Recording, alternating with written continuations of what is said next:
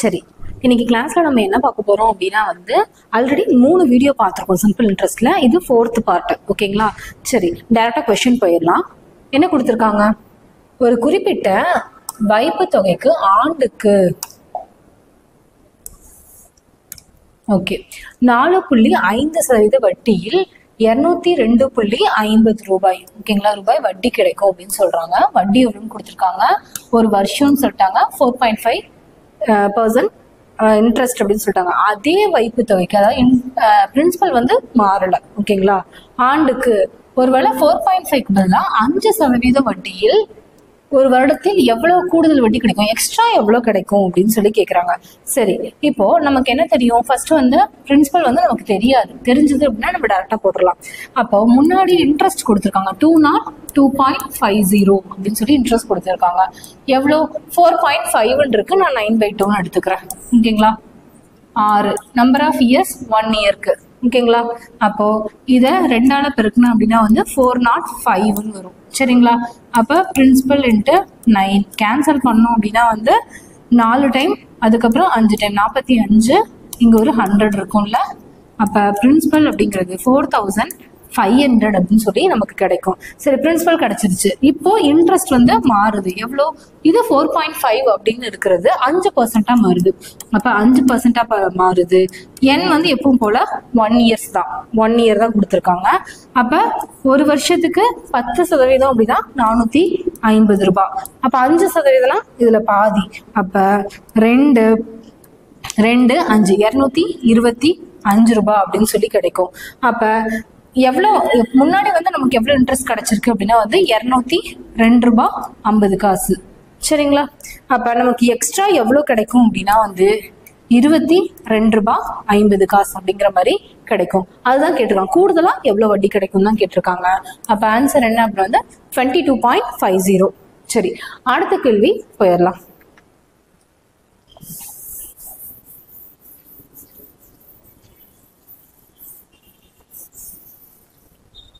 ஒரு குறிப்பிட்ட ஆண்டுக்கு 5% தனி வட்டியில் முதலீடு செய்யப்படும் தொகை 4 ஆண்டுகளில் 504 வளரும்.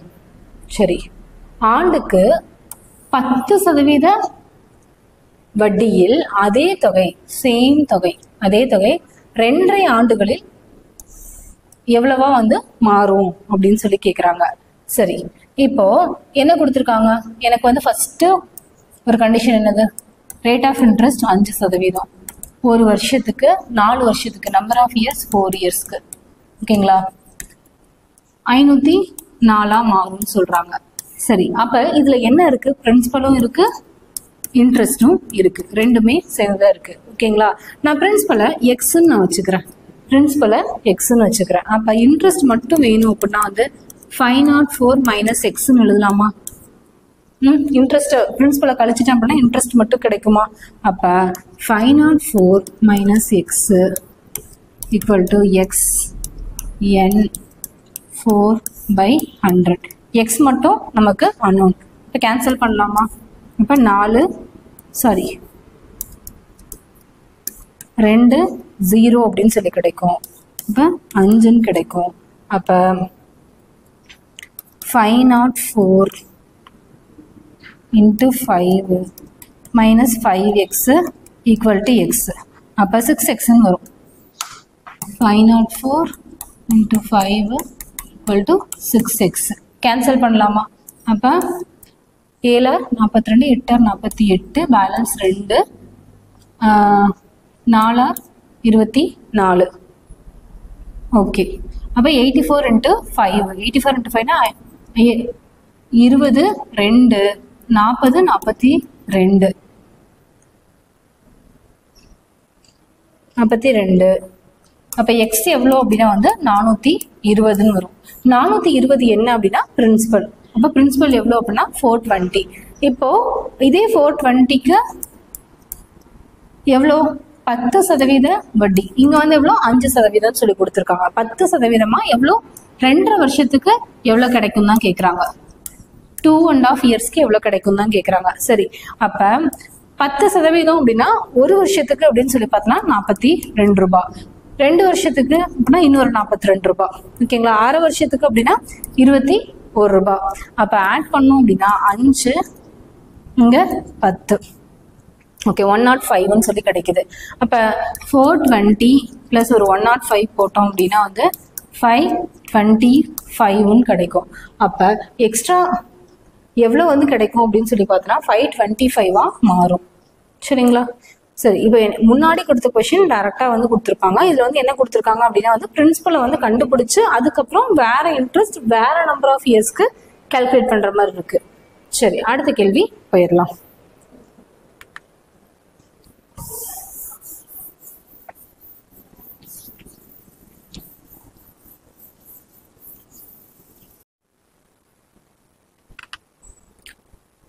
சரி, என்ன கொஸ்டின் கொடுத்துருக்காங்க? எக்ஸ் ஒய் ஜெட் ஆகிய 3 தொகை பணங்களாக இருந்தால்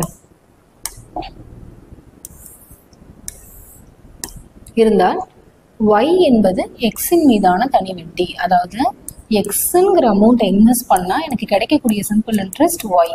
ஓகேங்களா, அதுக்கடுத்து ஜெட் என்பது ஒய்யின் மீதான தனி வட்டி. அப்போ ஒய்ங்கிற அமௌண்ட்டை இன்வெஸ்ட் பண்ணா எனக்கு கிடைக்கக்கூடிய தனி வட்டி ஜெட் அப்படின்னு சொல்றாங்க. அதாவது 3 அமௌண்ட் எப்படி இருக்கு அப்படிங்கிற ரிலேஷனை சொல்றாங்க. அடுத்து அதாவது அதே நேரம்னு சொல்றாங்க. அதாவது ரெண்டுக்கும் டைமும் வட்டியும் சேம். அதாவது ரேட் ஆஃப் இன்ட்ரெஸ்டும் நம்பர் ஆஃப் இயர்ஸும் சேம்னு சொல்லிடுறாங்க. அப்ப இது 3க்கும் இடைப்பட்ட ரிலேஷன் தான் கேட்கறாங்க. இதுல கொடுத்துருக்கிறது எல்லாமே வந்து அந்த ரிலேஷன்ஸ் தான். அப்ப நம்மளோட ரிலேஷன்ல எக்ஸும் இருக்கணும், ஒய்யும் இருக்கணும், ஜெட்டும் இருக்கணும். அப்ப அந்த மாதிரி நம்ம ரிலேஷன் ஃபார்ம் பண்ணணும். சரி, ஃபர்ஸ்ட் வந்து சிம்பிள் இன்ட்ரெஸ்ட் அப்படின்னு சொல்லி பார்க்கும்போது நான் இதை எடுத்துக்கிறேன். ஃபர்ஸ்ட் இதை எடுத்துக்கிறேன். ஓகேங்களா, அப்ப எனக்கு கிடைக்கக்கூடிய இன்ட்ரெஸ்ட் தான் ஒய். அமௌண்ட் எவ்வளோ? எக்ஸ். ஓகேங்களா, நம்பர் ஆஃப் இது ரெண்டையும் நான் ஆர்னே வச்சுக்கிறேன். இன்ட்டு r²/100ன்னு எழுதலாமா? அதே போல ரெண்டாவது ஒய்ங்கிற அமௌண்ட்டை இன்வெஸ்ட் பண்ணேன் அப்படின்னா r²/100 எனக்கு கிடைக்கக்கூடிய வட்டி தான் ஜெட். ஓகேங்களா, சரி, இப்போ நான் வந்து இன் டர்ம்ஸ் ஆஃப் ஒய்க்கு மாத்திக்கிறேன் ஈக்குவேட் பண்றதுக்காக. அப்போ ஒய்க்கு மாத்திக்கிட்டேன் அப்படின்னா y இஸ் ஈக்குவல் டு 100z/r²ன்னு எழுதலாமா? எழுதலாம். இப்போ மேலே ஒய் இருக்கு, அதை நான் ஈக்குவேட் பண்றேன். (2/100). இப்போ z is equal to X r⁴/100² எழுதலாமா? 100² எழுதலாம். இப்போ இங்க பாருங்களேன், இதுல r²/100 அப்படின்னு சொல்லிட்டு ஒரு டேர்ம் இருக்கு, இங்க r⁴/100 அப்படின்னு இருக்கு இல்லைங்களா? அப்போ நான் இதுக்கு பதிலாக என்ன பண்றேன் அப்படின்னா வந்து இதை ஸ்கொயர் பண்ணிக்கிறேன்.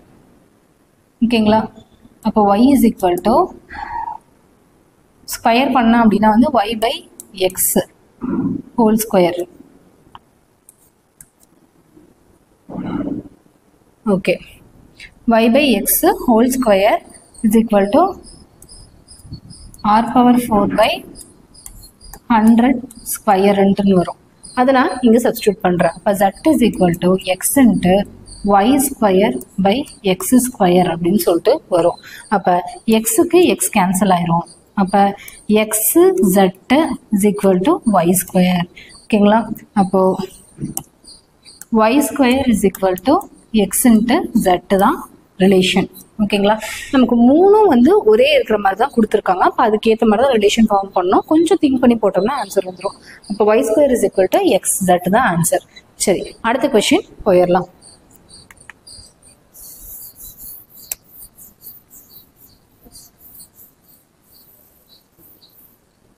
நமக்கு என்ன கொடுத்துருக்காங்க? 6 வருடங்களுக்கும் 9 வருடங்களுக்கும் ஒரே வட்டி விகிதத்தில் ஒரு குறிப்பிட்ட தொகைக்கு ஈட்டப்படும் தனி வட்டியின் விகிதம் என்னவாக இருக்கும்னு கேட்குறாங்க. ஃபர்ஸ்ட் வந்து நமக்கு அமௌண்ட் என்னன்னு கொடுக்கல. ஓகேங்களா, ஆனால் ஒரே தொகையாக தான் இருக்கு. ஓகேங்களா, 6 வருஷம் 6 இயர்ஸ்க்கு. அதே போல அதே பிரின்சிபலை இன்னொரு ஒரு 9 இயர்ஸ்க்கு அப்படின்னு சொல்றாங்க. ஓகேங்களா, ஒரே 9 இயர்ஸ்க்கு ஒரே வட்டின்னு சொல்றாங்க. அப்ப இதுலயும் 6 தான், இதுலயும் 6 தான். ஓகேங்களா, இப்போ PNR/100 போட்டோம் அப்படின்னா by100 போடலாமா? இது எல்லாமே பெருக்கல்ல தானே இருக்கு, by100. அப்ப எல்லாமே கேன்சல் ஆயிரும். இப்போ 6:9 இருக்கும். அப்ப 2:3 எழுதலாமா?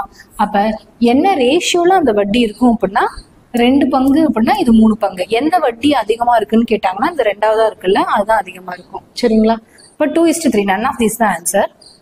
சரி, அடுத்த கொஸ்டின் போயிடலாம். சரி, என்ன கொடுத்துருக்காங்க?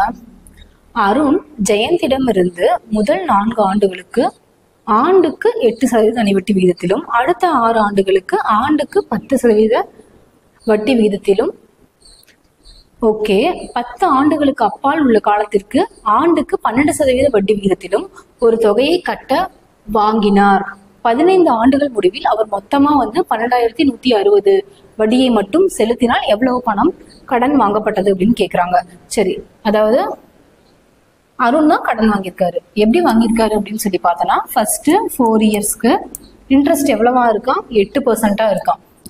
அடுத்து 4 இயர்ஸ்க்கு மேலே போகும்போது அடுத்து ஒரு 6 இயர்ஸ்க்கு எப்படி இருக்கான்? இன்ட்ரெஸ்ட் 10% இருக்குன்னு சொல்றாங்க. அதுக்கடுத்து மொத்தமா அவர் எவ்வளவு நாள் கழிச்சு செலுத்திருக்காரு அப்படின்னா 15 வருஷம் கழிச்சு தான் செலுத்திருக்காரு. அப்ப 10 வருஷத்துக்கு மேல போயிடுச்சு அப்படின்னா இன்ட்ரெஸ்ட் எவ்வளவா இருக்கும் அப்படின்னா 12% இருக்கும். அவர் எவ்வளவு வருஷம் 10 வருஷத்துக்கு மேலனா ஒரு 5 வருஷம் கழிச்சு அமௌண்ட்டை பே பண்ணியிருக்காரு. டோட்டலா கிடைக்கக்கூடிய அமௌண்ட் தான் 12,160 அப்படின்னு சொல்லி கிடைக்குது.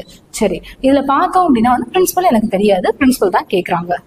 பிரின்சிபல் மட்டும் தெரியாது. P × 4 × 8/100 plus 6 × 10/100 5 × 12/100 is equal to 12160 அப்படின்னு சொல்லி நமக்கு கிடைக்கும்.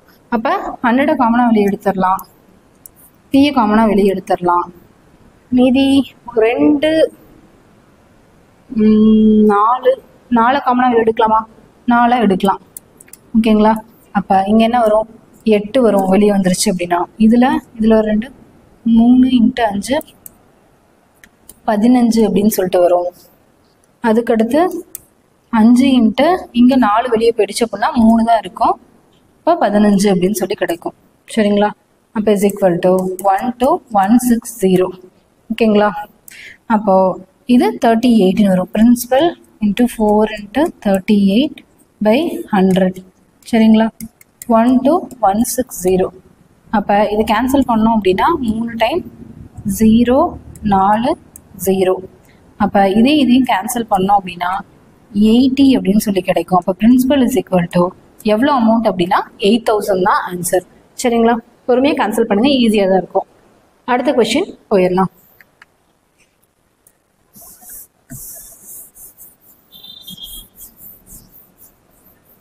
என்ன கொடுத்துருக்காங்க? கிருதி முதல் ஆண்டில் 6 per capita per annum என்ற தனி வட்டி விகிதத்தில் கடன் வாங்கினார். ஓகே, 6% தனி வட்டி விகிதத்தில் கடன் வாங்குறாரு. ஃபர்ஸ்ட் வருஷம் அது ஒவ்வொரு ஆண்டும் 1.5 per capita per annum அதிகரிக்குது. அப்ப ஃபர்ஸ்ட் வருஷம் 6%. அப்ப எத்தனை வருஷம் வாங்கியிருக்காங்க? 3 வருஷத்துக்கு வாங்கியிருக்காங்க. அப்ப அடுத்த வருஷம் 7.5 ஆயிருக்கும். அதுக்கு அடுத்த வருஷம் 9 ஆயிருக்கும். சரிங்களா? 1 இயர். அவள் வட்டி மொத்தமா அந்த 3 ஆண்டோட முடிவுல 8190 ரூபாய் செலுத்திருக்காங்க. அப்ப எவ்வளவு அமௌண்ட் வாங்கியிருக்காங்க? பிரின்சிபல் தான் கேக்குறாங்க. அப்ப பிரின்சிபல் முன்ன அவ்வளவுதான். முன்ன என்ன கொடுத்திருந்தாங்க அப்படின்னா அமௌண்ட் எப்படி ஆகும் அப்படின்னு சொல்லிட்டு கொடுத்துருந்தாங்க. இப்போ ஒரே ஒரு இன்ட்ரெஸ்ட்டை மட்டும் கொடுத்துட்டு 1.5 அதிகரிக்கும் அப்படின்னு சொல்லி கேட்குறாங்க. சரி, அப்போ பிரின்சிபல் × 6 × 1/100 7.5 நான் 15/2 எழுதிக்கிறேன். 1 year 9 × 1/100 is equal to 8190. சரி, இங்கே 100 வருப்பா. சரி, இங்கே 200 இருக்கு. நான் அதனால இங்கேயும் 2ஆல பெருக்கிறேன், இங்கேயும் 2ஆல பெருக்கிறேன், இங்கேயும் 2, இங்கேயும் 2. ஓகேங்களா? சரி, அப்போ கீழே ஃபுல்லா 200. ஓகே, என்னன்னா காமனா வெளியே எடுக்கலாம். பியை தான் வெளியே எடுக்க முடியும். இங்க 12 + ஒரு 15 + ஒரு 9 is equal to 8190 அப்படின்னு சொல்லி வரும். ஓகே, இப்போ 15 + 12 அப்படின்னு சொல்லி பார்த்தோம் அப்படின்னா 27 + ஒரு 9 அப்படின்னா 36 வரும். ஓகே, 27 + ஒரு 9 அப்படின்னா 36 தான். ஓகே, கரெக்டாக தான் இருக்கு. 200 × P is equal to 8190. அப்போ இதை நம்ம கேன்சல் பண்ணோம் அப்படின்னா பிரின்சிபல் எவ்வளோ கிடைக்கும் அப்படின்னா 36,800 அப்படின்னு சொல்லி கிடைக்கும். 36,800 கிடைக்கும். பொறுமையாக கேன்சல் பண்ணுங்க, ஆன்சர் வரும். ஓகேங்களா? சரி, அடுத்த கொஸ்டின் போயிடலாம். இந்த இடத்துல வந்து இது கிராஸ் மல்டிப்ளை பண்ணிட்டு பொறுமையாக கேன்சல் பண்ணுங்க. அடுத்த கொஸ்டின்,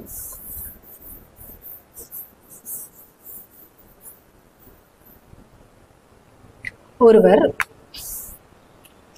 2 ஆண்டுகளுக்கு 2 ஆண்டுகளுக்கு 400, 4 ஆண்டுகளுக்கு 550 மற்றும் 6 ஆண்டுகளுக்கு 1500 டெபாசிட் செய்தார். அவருக்கு மொத்த தனி வட்டி 1020 கிடைத்தது. அப்ப ரேட் ஆஃப் இன்ட்ரெஸ்ட் கேட்டிருக்காங்க. சரி, எவ்வளவு இன்வெஸ்ட் பண்றாரு? 400 ரூபாய் 2 வருஷத்துக்கு இன்வெஸ்ட் பண்றாரு. ஓகேங்களா? ரேட் ஆஃப் இன்ட்ரெஸ்ட் எனக்கு தெரியாது, பை 100. அதுக்கடுத்து 550 ரூபாய் 4 வருஷத்துக்கு ரேட் ஆஃப் இன்ட்ரெஸ்ட் தெரியாது, பை 100. அதுக்கடுத்து 1200, 6 ஆண்டுகளுக்கு 1200. ஓகே, அப்ப 1200 into 6 by 100 into R is equal to கிடைக்கக்கூடிய டோட்டல் வட்டி தான் 1020. இப்போ ஆர் மட்டும் தான் தெரியுது, ஆர் மட்டும் கேல்குலேட் பண்ணிடலாமா? இது ரெண்டும் கேன்சல் ஆயிரும். அப்போ 8 ஆறுன்னு வரும். இது ஒரு 0க்கு ஒரு 0 கேன்சல் ஆயிரும். சரி, அதாவது 550 2 டைம் பண்ணா 1200, திரும்ப ஒரு 2 டைம் பண்ணா 2200. அப்போ 22 ஆர் 100 கேன்சல் ஆயிடுச்சு அப்படின்னா. அதுக்கடுத்து இது ரெண்டையும் கேன்சல் பண்ணிடலாம். அப்போ 72 ஆர் அப்படின்னு சொல்லி வரும், ஈக்குவல் டு 1020. அப்போ ஆட் பண்ணோம் அப்படின்னா 102 ஆர் இஸ் ஈக்குவல் டு 1020 அப்படின்னு சொல்லி கிடைக்கும். அப்போ ரேட் ஆஃப் இன்ட்ரெஸ்ட் அப்படின்னு சொல்லி பார்த்தோம் அப்படின்னா ஆர் இஸ் ஈக்குவல் டு 10% அப்படின்னு சொல்லி கிடைக்கும். சரிங்களா? சரி, அடுத்த கொஸ்டின் போயிடலாம். முன்னாடி கொஸ்டின்ல பிரின்சிபல் கேட்டிருந்தாங்க, இந்த கொஸ்டின் அப்படியே மாற்றி ரேட் ஆஃப் இன்ட்ரெஸ்ட் கேட்டிருக்காங்க. அடுத்து என்ன கொடுத்துருக்காங்க கொஸ்டின்? ஒரு தொகைக்கான தனி வட்டி 10 ஆண்டுகளுக்கு பிறகு 600 இருக்கும். 5 ஆண்டுகளுக்கு பிறகு அசல் தொகை 3 மடங்காக அதிகரித்தால் 10வது ஆண்டின் இறுதியில் மொத்த வட்டி என்னவாக இருக்கும்? எவ்வளவு அமௌண்ட்னு எனக்கு கொடுக்கல, ரேட் ஆஃப் இன்ட்ரெஸ்டும் கொடுக்கல. 10 வருஷத்துக்கு அப்புறம் 600 இருக்குன்னு சொல்றாங்க. 10 இயர்ஸ்க்கு அப்புறம் வட்டி 600 ரூபாயா? இது சிம்பிள் இன்ட்ரெஸ்ட். ஓகேங்களா? தனி வட்டியை கொடுத்துருக்காங்க. அதுக்கடுத்து ஒரு ஸ்டேட்மெண்ட்டை கொடுக்குறாங்க.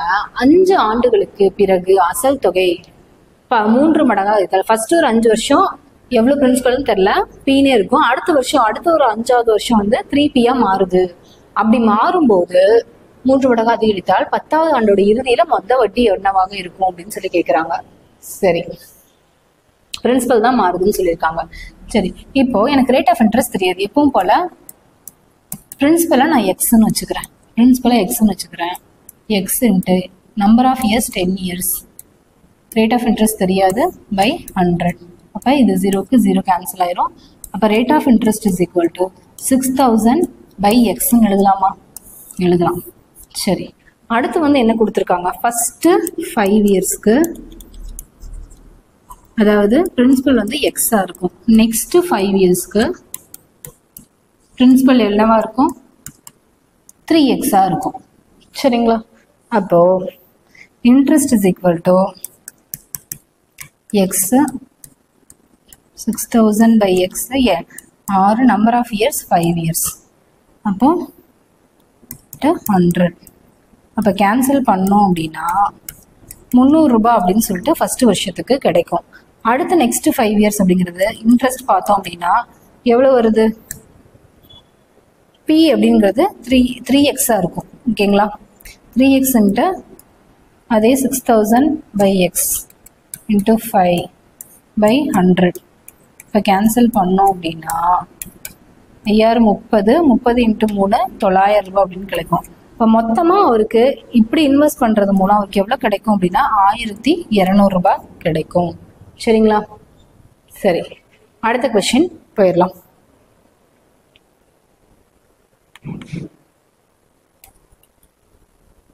ஓகே, என்ன கொடுத்துருக்காங்க? அதாவது மாதம் ஒன்றுக்கு ரூபாய்க்கு 3 பைசா என்ற விகிதத்தில் 4 மாதங்களுக்கு 10 ரூபாய்க்கு தனி வட்டி எவ்வளவுன்னு கேக்குறாங்க. சரி, எவ்வளவு பிரின்சிபல்? 10 ரூபாய். ஓகேங்களா? ரேட் ஆஃப் இன்ட்ரெஸ்ட்டை எப்படி கொடுத்துருக்காங்க அப்படின்னா 3 பைசா. எப்பவுமே நம்ம ரேட் ஆஃப் இன்ட்ரெஸ்ட் அப்படின்னா இயருக்கு தான் சொல்லுவாங்க. ஓகேங்களா? இவங்க வந்து என்ன கொடுத்துருக்காங்க? மாசத்துக்கு கொடுத்துருக்காங்க. அதே மாதிரி 100 ரூபாய்க்கு தான் நம்ம சொல்லுவோம், 1 ரூபாய்க்கு சொல்ல மாட்டோம். அப்ப அதாவது 1 ரூபாய்க்கு 100 ரூபாய் அப்படின்னா சரி 3 பைசா. ஓகேங்களா? 3 பைசா. ரூபாய்க்கு 3 பைசா அப்படின்னு சொல்றாங்க. நான் 3 பைசாவை 3/100ன்னு எழுதிக்கிறேன். ஏன்னா 0. பைசா அப்படின்னு சொல்லி பார்க்கும்போது 0.03 அப்படின்னு சொல்லி வரும். இதுதான் நான் வந்து 3/100 அப்படின்னு சொல்லிட்டு எழுதிக்கிறேன். ஓகேங்களா? இது 1 ரூபாய்க்கு ஆன வட்டி. இப்ப 100 ரூபாய்க்குனா 100ஆல பெருக்கலாமா? 100ஆல பெருக்கலாம். சரி, அதுக்கடுத்து இது 1 மாசத்துக்கான வட்டி. ஓகேங்களா? எனக்கு 12 மாசத்துக்கு தான் நான் எப்பவுமே கால்குலேட் பண்ணுவேன். அப்ப இன்ட்டு 12. அப்ப கேன்சல் ஆயிடுச்சு அப்படின்னா 36% வந்து வட்டி ஒரு வருஷத்துக்கு. சரிங்களா? அதுக்கடுத்து n வந்து மாசத்துல கொடுத்துருக்காங்க 4/12. அப்ப 1/3 இயர்ஸ். அப்ப எப்பவும் போல நான் PNR/100ல போடலாமா? 10, 36, 1/3/100 is equal to interest. ஓகேங்களா? ஒரு 0க்கு ஒரு 0 கேன்சல் ஆயிரும். அப்ப 1, 2ன்னு வரும். அப்ப 1.2 rupees தான் வந்து 4 மாசத்துக்கான வட்டி. 1.2 rupees. அடுத்த क्वेश्चन போயிடலாமா?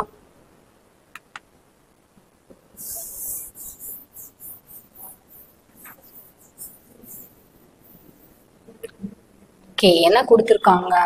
தனி வட்டி விகிதத்தில் ஒரு தொகை 3 ஆண்டுகளில் 815 ஆகவும் 4 ஆண்டுகளில் 854 ஆகவும் இருக்கும். தொகை எவ்வளவு அப்படின்னு சொல்லி கேக்குறாங்க. ஓகே, சரி சரி சாரிப்பா, இந்த கொஸ்டின் தான் வரணும். சரி, என்ன கொடுத்துருக்காங்க? ஒரு ஆட்டோமொபைல் நிதியாளர், ஒரு கொஸ்டின் ஸ்கிப் ஆயிடுச்சு. ஒரு ஆட்டோமொபைல் நிதியாளர் தனி வட்டியில் பணம் கடன் கொடுப்பதாக கூறுறாரு. ஆனா அசலை கணக்கிடுவதற்கு ஒவ்வொரு 6 மாதங்களுக்கும் வட்டியை சேர்க்கிறார். ஒவ்வொரு 6 மாசத்துக்கும். எப்பவுமே வந்து தனி வட்டி அப்படின்னா வட்டின்னு எடுத்துக்கணும்னா இயர்லி ஒன்ஸ் தான் வந்து கால்குலேட் பண்ணுவாங்க. 6 மாசத்துக்கு ஒரு டைம் வந்து வட்டியை சேர்க்கிறார். அவர் 10% வட்டி கொடுக்கறதா சொல்றாரு. உண்மையா வந்து அவர் எவ்வளவுக்கு கொடுத்திருக்காரு அப்படின்னு தான் கேட்டிருக்காங்க. சரிங்களா? அது பயனுள்ள வட்டி விகிதம்னா எஃபெக்டிவ் ரேட் ஆஃப் இன்ட்ரெஸ்ட் தான் கேட்கறாங்க. சரி, எனக்கு வந்து என்ன அமௌண்ட் எதுவுமே கொடுக்கல, 10% ரேட் ஆஃப் இன்ட்ரெஸ்ட் மட்டும் தான் சொல்லியிருக்காங்க. அவர் எப்படி கால்குலேட் பண்றாரு அப்படின்னா 6 மாசத்துக்கு ஒரு டைம் கால்குலேட் பண்றாரு. சரி, இப்ப பாக்கலாம். எனக்கு என்ன தொகைன்னு தெரியல. ஒரு 100 ரூபாய் அவர் வட்டிக்கு விட்டுறாருன்னு நம்ம வச்சுக்கலாம். அப்ப ஒரு வருஷத்துக்கு அப்படின்னா 10 ரூபாய் இல்லைங்களா? அதாவது 10%, 100ல 10% அப்படின்னா 10 ரூபாய். ஓகேங்களா? ஆனா அவர் வந்து என்ன பண்றாரு? அப்ப 6 மாசத்துக்கு ஒரு டைம் கால்குலேட் பண்றாரு. அப்ப ஒரு வருஷத்துக்கு 10% அப்படின்னா வந்து அரை வருஷத்துக்கு 5% வரும். ஓகேங்களா? அதாவது 5% வரும். அப்ப 5% அப்படின்னா 10% 10 ரூபாய், 5% 5 ரூபாய். 6 மாசத்துக்கு 5 ரூபாய். அதுக்கடுத்து இதை வந்து என்ன பண்றாரு? அசலோட இதை சேர்த்துடுறாரு. 105 ரூபாய் அப்படின்னு சொல்லி வரும். ஓகேங்களா? அதுக்கடுத்து அதே ஒரு 5%க்கு அடுத்த ஒரு 6 மாசத்துக்கு. ஓகேங்களா? ஏன்னா 10% 6 மாசத்துக்கு மட்டும்னாலும் 5% நான் போடுறேன். அப்ப 10.5 10னா அப்ப 5னா வகுத்தல் 2, அப்ப 5.25 அப்படின்னு சொல்லிட்டு வரும். ஓகேங்களா? 5.25 வரும். அப்ப டோட்டலா வந்து அவருக்கு 10.25 அப்படிங்கிற அமௌண்ட் டோட்டலா கால்குலேட் பண்ணுவாரு. அப்ப இந்த 100ஓட சேர்த்துனா அப்படின்னா 110.25. அப்ப உண்மையா வந்து அவரு 10% சொல்றாரு. ஆனா இவரு 6 months பொண்ணு கால்குலேட் பண்றதுனால ஒரு 0.25 அதிகமாகுது. அதான் கேக்குறாங்க. அப்ப 10.25 தான் ஆன்சர். 10.25 தான் ஆன்சர். சரி, இன்னைக்கு பார்த்தோம் அப்படின்னா ஒரு 10 questions பார்த்தோம். அடுத்து இன்னும் ஒரு செஷன் இருக்கும். ஒரு செஷன் முடிஞ்சது அப்படின்னா வந்து 50 questions வந்து கம்ப்ளீட் ஆயிரும். சரி, ஓகே. அப்ப மறக்காம அரிஹண்ட் அகாடமி சேனலை சப்ஸ்கிரைப் பண்ணுங்க, ஷேர் பண்ணுங்க, பெல் ஐக்கான் கிளிக் பண்ணிக்கோங்க. தேங்க்யூ.